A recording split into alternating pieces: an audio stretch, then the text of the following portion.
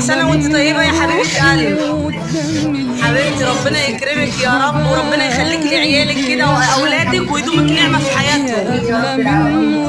انبسطتي بالهديه البسيطه دي؟ حبيبه قلبي ربنا يكرمك يا رب العالمين، ربنا يخليك لاولادك. كل سنه وانت طيبه يا رب خليكي يا امي يا ستي. بصي يا بنت على دماغ. كل سنه وانت طيبه يا امي، ربنا يخليكي ويبارك في عمرك. لا انت امي صغننه، احنا بنفرح الامهات الكبيره.